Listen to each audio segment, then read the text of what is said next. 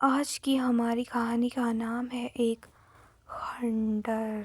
बात उन दिनों की है जब मैं कॉलेज का स्टूडेंट था। अपने कॉलेज की ओर से हम सभी कैंप के लिए एक जंगल में गए थे। हल्की ठंड थी। रात में हम सबने पूरी रात कैंप फायर के साथ डांस करने, गाना आदि का प्रोग्राम तय किया। मुझे और सभी साथियों को कैंप फायर के लिए लकड़ियां इकट्ठी करने का भार सौंपा गया। मैं निकला तो सबके साथ ही, लेकिन जंगल के प्राकृतिक सौंदर्य में भटकता हुआ अकेले बहुत दूर कहीं निकल गया। अचानक आसमान बादलों से भर गया और गरज के साथ बारिश होने लगी। बादलों के लगातार गरजने से मैं पेड़ के नीचे खड़ा रहना मुनासिब न समझ आसपास किसी घर की तलाश में एक दिशा में भागने लगा। मुझे कुछ ही दूरी पर एक लाल ईंटों से बनी शानदार बिल्डिंग नजर आई। बिल्डिंग रोशनी से पूरी नहाई हुई थी और उसमें ढेर सारे लोग हैं, ऐसा दूर से ही लग रहा था। मैं तेजी से भागते हुए उस बिल्डिंग में जा घुसा और सामने से आती हुई एक खूबसूरत नर्स से टकराते टकराते बचा। नर्स ने मुझे घूर कर देखते हुए कहा, बहुत अधिक भीग गए हो, सर्दी लग जाएगी। उधर बाईं ओर एक स्टोर रूम है, वहां जाकर जो भी मिले उसे कहना सिस्टर जूलिया ने दूसरे सूखे और साफ कपड़े मुझे देने को कहा है, वह तुम्हें कपड़े दे देगा। मैं हक्का बक्का मुंह फाड़े सिस्टर जूलिया को देखता रहा। मुझे एकदम से ये समझ नहीं आया कि मैं क्या करूं। मेरी स्थिति देखकर सिस्टर जूलिया खिलखिलाकर हंस पड़ी और बोली, पहले तो तुम अपना मुंह बंद करो वरना मुंह में मच्छर घुस जाएगा, और अब जाकर वैसा ही करो जैसा मैंने कहा है। मैं हल्के से हाँ में सर हिला सिस्टर की बताई हुई दिशा में जाने को मुड़ गया। अभी कुछ 10 कदम ही चला होऊंगा कि मेरे कंधे पर किसी ने हाथ रखा। मैं चौंक कर पीछे मुड़ा और अपने सामने आर्मी की वर्दी में एक युवक को खड़ा मुस्कुराता पाया। मेरे चेहरे पर आश्चर्य का बादल अपना घर बना चुका था, जिसे देखते ही उस युवक को हंसी आ गई।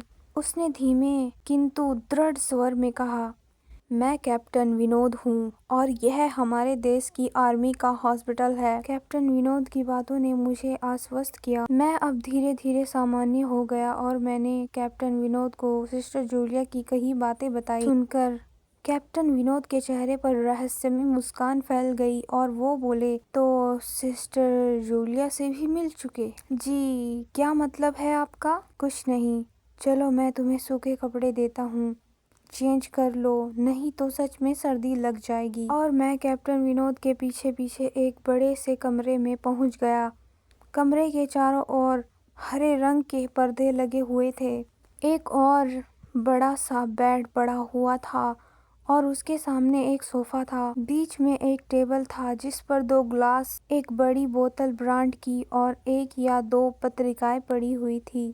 कमरे में एक कोने में एक बड़ी सी अलमारी थी जिसमें से कैप्टन विनोद ने एक आसमानी रंग का कुर्ता पायजामा निकालकर मुझे दिया और कमरे में से लगे बाथरूम की ओर इशारा किया। मैं बाथरूम से कपड़े चेंज कर जैसे ही निकलने लगा, मेरी नजर बाथरूम की एक दीवार पर पड़ी। वह खून के छींटों से भरी हुई थी।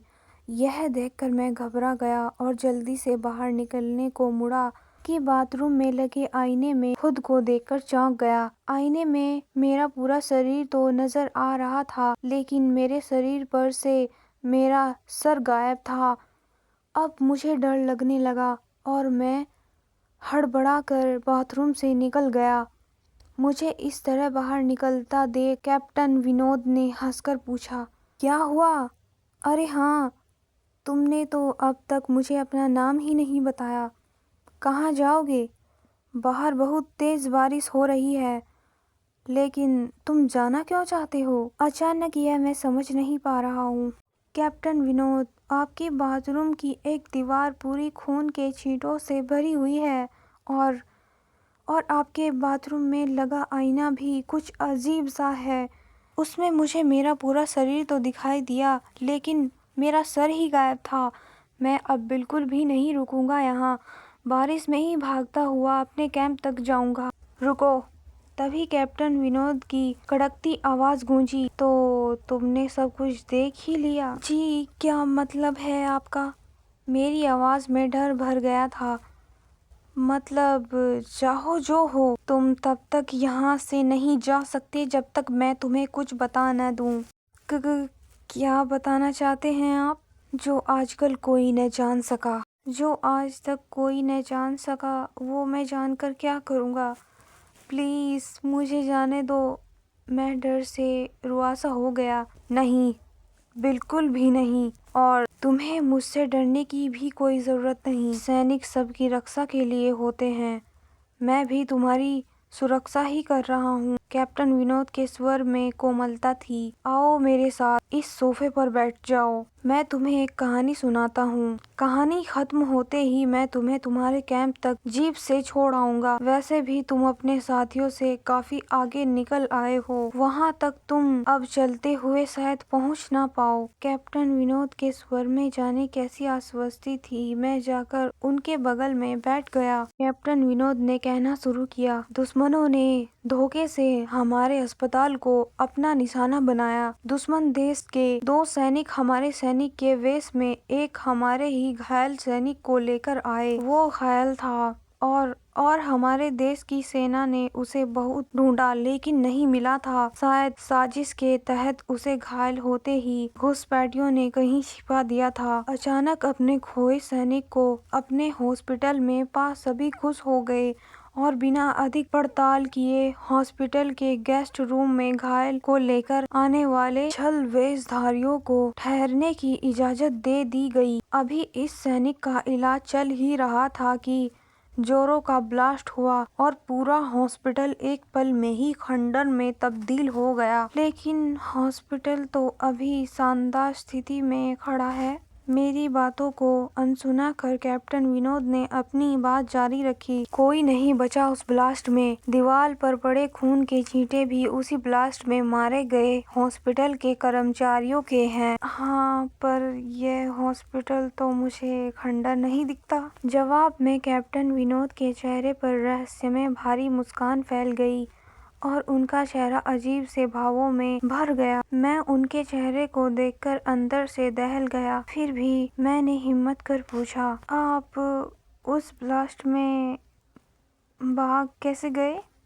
सुनते ही कैप्टन विनोद ठहाका लगाकर हंस पड़े और मुझ पर एक भरपूर नजर डालते हुए कहा, ये कहानी आज से मात्र 10 वर्ष पहले की है और मैं तो आज से 50 वर्ष पहले मर चुका हूँ। इसके आगे उन्होंने क्या कहा मुझे कुछ नहीं मालूम। चेहरे पर गीलेपन का एहसास जब काफी हुआ तो मैं जैसे नींद से जागा। मुझे घेरे हुए मेरे सभी सहपाठी और टीचर खड़े थे। मेरी आँख खोलते ही मेरे सर ने कहा, थैंक गॉड तुम्हें होश आ गया। तो क्या मैं बेहोश था? हाँ, तुम जंगल में जाने कहाँ भटक गए थे। जब सभी लौट आए और तुम नहीं आए तो हम सभी मिलकर तुम्हें ढूंढने निकले। काफी दूर जाने के बाद हमें एक जीप दिखाई दी जिसमें एक आर्मी मैन तुम्हें पीछे की सीट पर सुलाए हुए हमारे कैंप की ओर ढूंढते हुए आ रहे थे।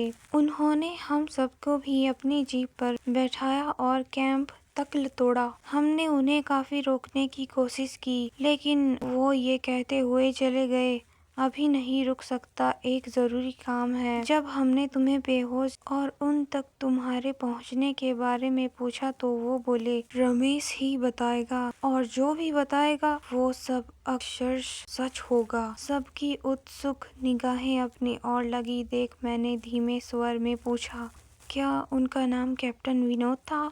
सर ने हाँ में सर हिलाया। मैंने सबको उधर चलने को कहा जिधर से सबने जीप आती देखी थी। पहले तो सर तैयार नहीं हुए लेकिन मेरे बहुत कहने पर वो राजी हो गए। सुबह होते ही हम उधर की ओर गए। मैं उस जगह पर पहुंचकर गहरे आश्चर्य में डूब गया। वहाँ एक अधजला खंडर था जिसके एक टूटे पत्थर पर लिखा था आर्मी हॉस्पिटल।